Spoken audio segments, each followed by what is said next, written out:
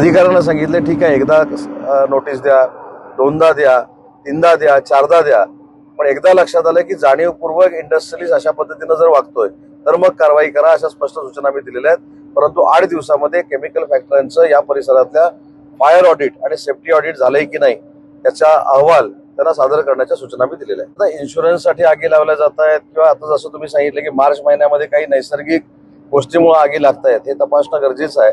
आणि इन्शुरन्ससाठी आगी लावण्याचा प्रकार जर होत असेल तर आहे त्याच्यापेक्षा कडक कारवाई करू. एक तर पहिली गोष्ट अशी आहे की हा शेतकऱ्यांचा आदर ठेवून सांगतो की हा गैरसमज आहे. केमिकल फॅक्टरीला परमिशन देत असताना सुद्धा काही नियम हे पाळावे लागतात. जे रूल्स आहेत, त्यांचे रेग्युलेशन्स आहेत, याच्यामध्येच ती कंपनी चालवावी लागते.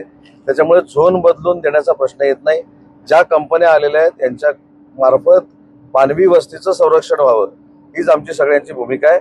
आणि म्हणून वेळ पडल्यास मी ग्रामस्थांची देखील चर्चा करेन.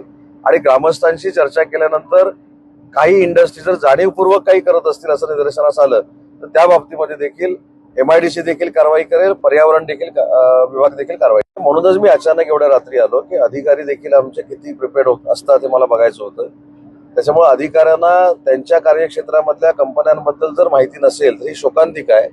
भविष्यामध्ये असं होणार नाही याची दक्षता अधिकाऱ्यांनी घेतली पाहिजे. आता एखादी माहिती नसेल ताबडतोब त्याला सस्पेंड करणं, डिसमिस करणं असं काही योग्य नाही.